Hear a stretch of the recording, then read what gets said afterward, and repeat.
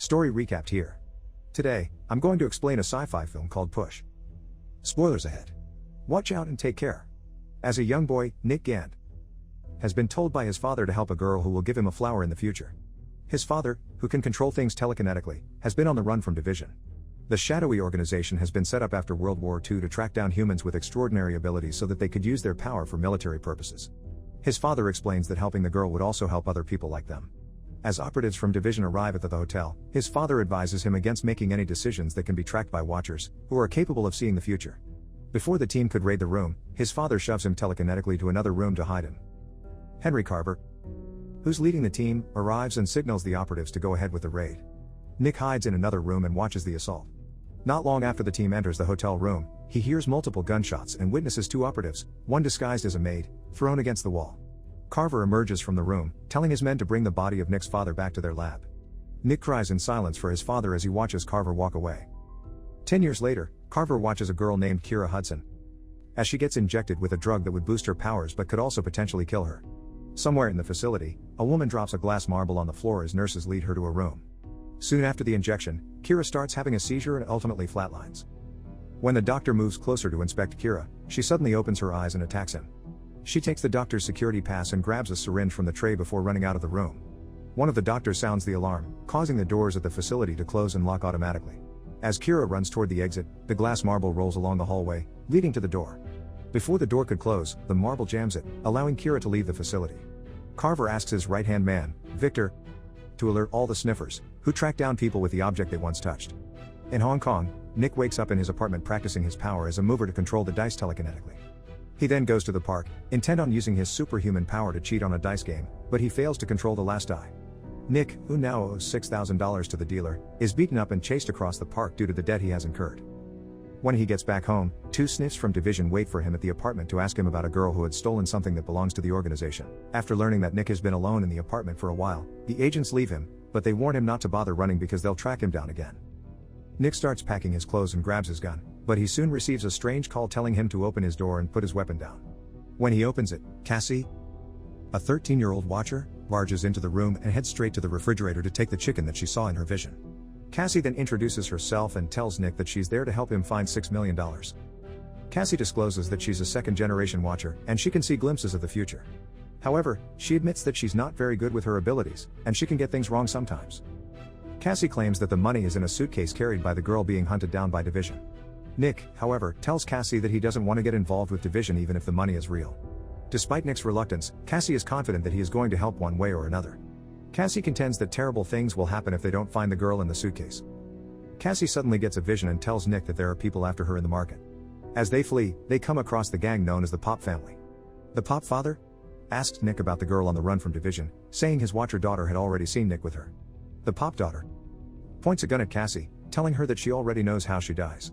Cassie, confident that she wouldn't die at that moment, throws Nick's gun at her. Nick sends the Pop father and his henchmen flying to the wall and runs away with Cassie. A pair of bleeders, known for emitting an ear-splitting noise, scream at them, causing anything made of glass around the block to break. Pop girl soon gets a vision of them running to the big fish tanks, so she tells the bleeders to intercept them there. The aquariums break from the bleeder screams, causing Cassie and Nick to slip. Nick tells Cassie to run as a bleeder screams at him.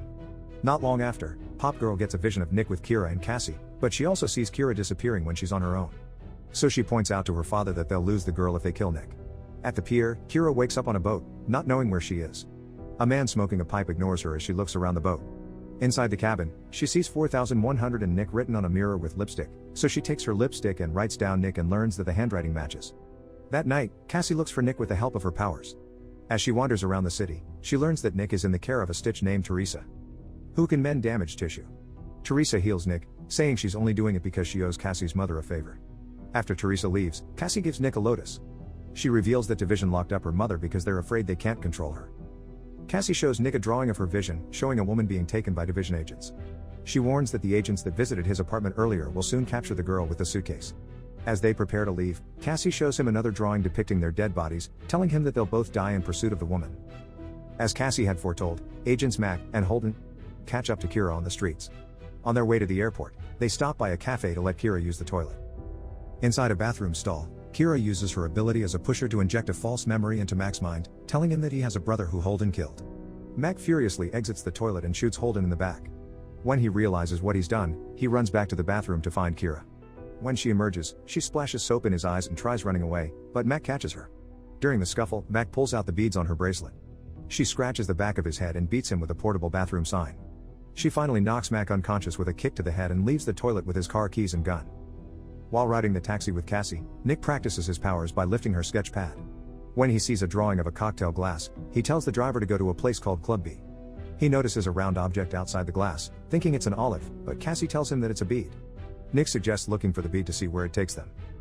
Meanwhile, Mac gives Kira's beads to Carver, telling him that he remembers everything about his supposed brother, but Carver reminds him that he never had one. Carver orders Mac to go home, saying he's relieved of his duties, but Mac assures him that he'll never let Kira push false memories into him again. Carver urges Mac to put a gun in his mouth and pull the trigger if he's willing to bet his life on it. Carver tells him not to worry as he inserts a false memory that Mac had already unloaded his firearm earlier. Mac puts the gun into his mouth and shoots himself as Carver and Victor walk through the alley without any concern for the dead agent. Carver tells Victor to spread Kira's beads to every sniff and watcher in the city until they find Kira. When Nick and Cassie arrive at Club B, they meet up with a shifter named Hook Waters, who can morph objects. They ask Hook to shift an object into a bead so they could use it to track down the suitcase. After transforming an earring into a shiny bead, Hook tells them to take it to a sniff named Emily. Upon their arrival at Emily's place, they show her the bead that Hook shifted for them, but they learn that she already has one of the real beads distributed by Division. After sniffing the object, Emily tells them that they'll find the girl they're looking for in Kwun Pier. At the pier, Kira uses her ability to convince a couple to give her a ride. But before she could get in the car, she hears Cassie and Nick arriving, so she fires her gun at them. Nick recognizes Kira and asks if she's the woman who Division is hunting down.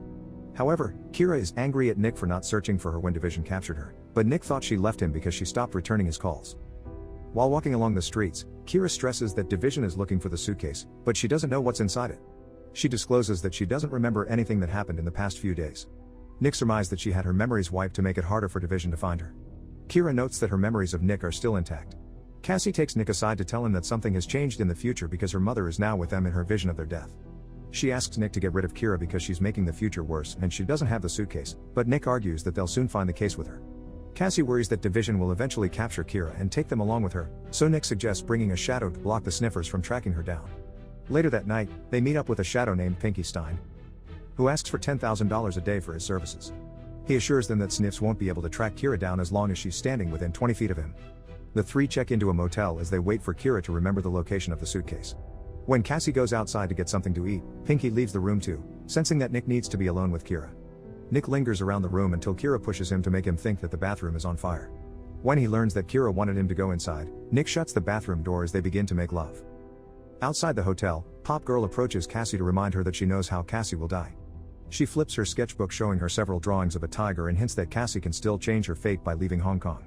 When she gets back to the motel room, Cassie warns Nick that Kira will get them all killed, including Pinky. When she mentions the Watcher, Pinky warns them that Watchers can still track them, and it will only be a matter of time before they catch up.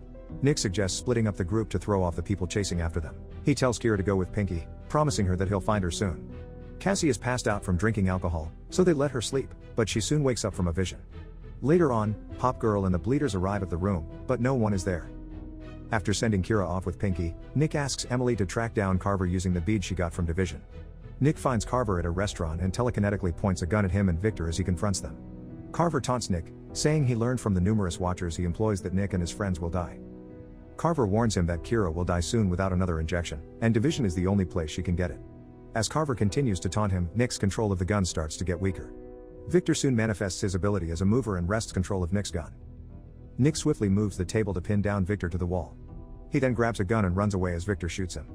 He slides on the floor, firing at Victor, but Victor manages to block each bullet. Nick floats the gun toward Victor as they hide from each other. As Nick fires the weapon at Victor, a firearm is also slowly heading in Nick's direction. Victor's gun soon reaches him, but it is out of bullets. When Nick tries to run, Victor knocks him down by hitting his head with the firearm and tripping him with a chair. Victor throws Nick around the room, slamming him against the walls and ceiling. Carver gets out of the restaurant and finds Cassie drawing on her sketchpad. Cassie begs Carver not to make her do anything to herself, but Carver is not interested in hurting her because it will change the future, and he already likes it the way it is. Cassie warns him that killing Nick would also change their fate, so Carver goes back inside the restaurant to stop Victor from hurting Nick. When they go back to the hotel, Nick learns that Kira is starting to get sick. Nick lies by Kira's side and asks her what is in the suitcase. Kira discloses that it's a psychic steroid that will boost their abilities. Division wants her back because she's the only one who managed to survive the injection. Cassie draws a picture of herself holding Kira's shoe, so she comes inside the room and shows it to Nick. When she inspects it, she finds a key to a locker. Kira's condition suddenly worsens, so they immediately go to Emily's place to find out what the key unlocks. Cassie warns the group that Pop Girl will soon find out what they'll do because she sees their intentions. Nick tries to think of a plan that would keep the Watcher from knowing about their plans. Emily finds out that the locker is being shadowed. Cassie realizes that she wouldn't be able to draw the object if it's hidden. So she sketches on her pad and learns that an entire building is being shadowed to hide it from Watchers. Meanwhile, Pop Girl meets up with Teresa to ask for her help. Nick notes that people keep dying in Cassie's visions because Division and the Pop family track their every move. Nick asserts that they'll make the future unpredictable by not knowing their plans before they do it. Nick announces that he'll be writing letters giving each of the instructions, but they should only read it at the right moment. The last letter he writes will be for himself. He asks Pinky to find the man who wiped Kira's memory, so he could forget about writing the letters. Afterward, Nick asks Cassie to draw the exact size and shape of the suitcase and the syringe. Elsewhere, Pop Girl also comes up with her sketch of the objects. While Emily is sniffing the key, she discovers that a tape is covering the locker number. After finishing the drawings, Pop Girl, eager to please her father, tells him that the Division is looking for a syringe. She surmises that the drug will make them more powerful than Division. Nick tells Kira that she needs the medicine from Carver, knowing that they can't get it anywhere else. He gives Kira a red envelope and tells her that she should open it when she starts doubting the truth. After sending Kira off with Pinky, Nick distributes the remaining envelopes to Emily, Cassie, and Hook. After taking Kira to Carver, Pinky opens his envelope and meets up with Nick to let him know the location of Wo Chiang, the man who wiped Kira's memory. Nick asks Wo Chiang to erase his memory of the last 2 hours so that he would forget writing letters to his friends and himself. Nick drops money on the table and tells him to open a letter when he's done. When the clock hits 7:35, the group starts reading the letters. Nick asks Wo Chiang to go ahead with the memory wipe. Not long, Pop Girl loses her vision of Nick's future. Hook goes into the shadowed building, posing as a safety inspector. He heads to the lockers and opens the red envelope, which tells him that the particular locker he's looking for is 4100. As he opens it, an elderly woman fires a gun at him. Hook informs her that she doesn't have to shadow the building anymore, noting that Kira sent him. After taking a suitcase from the locker, Hook heads back to the motel room. He then shifts another suitcase to match the color of the one he took from the locker. Cassie brings a suitcase to Nick's apartment and takes out Nick's guns from the drawer. After Nick wakes up from the memory wipe, he opens the envelope telling him to go home. When he reaches the apartment, he finds the suitcase inside, but Teresa attacks him. After looking at the contents of the suitcase, she gives it to the Pop leaders. A bleeder tries to scream at Nick, but Teresa stops him, saying their sister promised that Nick would die slowly. Meanwhile, Nick sees the gun stashed by Cassie and telekinetically points them at Teresa, asking her to heal him. When they deliver the suitcase to Pop Father, he finds the syringe, but it changes to a bottle of soy sauce as soon as he hands it over to their client. Pop Girl tells her bleeder brothers that the real syringe is in a building. Meanwhile, Carver tries to give Kira an immunosuppressant that will save her life. Kira, however, resists the injection, so Carver assures her that they're not trying to hurt her. Carver claims that Kira is actually a Division agent, and she volunteered to be injected with the drug. Carver shows Kira her ID at the organization and points out that she only eluded them because of her training. Carver uses his ability, claiming to help her remember. Cassie still worries about her supposed impending death, so Nick advises her to start walking, not think about where she's going so Watchers can't keep track of her. Nick tells Cassie to hide once she comes across a safe place. Cassie goes to the subway and arrives at an intersection. Then, she covers her eyes and spins before she continues walking in an unknown direction. With Pop Girl tracking her every movement, Cassie ends up in an attic of a Chinese restaurant. She sees boxes with a tiger logo and looks at her own drawing depicting herself being attacked by a tiger. Soon, Pop Girl arrives, pointing a gun at her and complaining that Cassie made her look like a fool in front of her family. Suddenly, Wo Chiang appears behind Pop Girl and wipes her memory. As she leaves the attic, Wo Chiang tells Cassie that her mother is proud of her. Nick calls Carver to make a deal with him, saying he'll surrender the drug for Kira. When he goes to the meeting place, he sees Kira in good health, asking him for the suitcase. Kira reminds Nick of the first time he told Kira he loves her, but she claims that it was a planted memory. Kira claims that they met for the first time the previous day. Although Nick remembers running cons with her at Coney Island, Kira asserts that he's never been there. Nick soon receives a call from Hook, telling Nick that he should take the drug. Hook then asks Nick to pass the phone to Carver to tell him that he'll have to let Kira and Nick live if he wants the case. Victor and Carver go to the location of the suitcase, taking Nick and Kira along with them. When they arrive, Victor knocks out Nick and puts him inside the trunk. After taking the suitcase from the locker, the Pop family arrives with their henchmen. With numerous guns pointed at them, Victor hurls sacks of colored powder against the henchmen and blocks their bullets to allow Carver to escape. As the men keep firing at them, Victor throws 2 thugs off the building.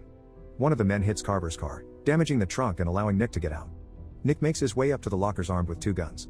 A group of men catches up to Kira, but she uses her ability to manipulate them. When Nick calls out to Kira, the group protects her and points their gun at Nick. Victor hurls Nick down the stairs and sends him flying across the room.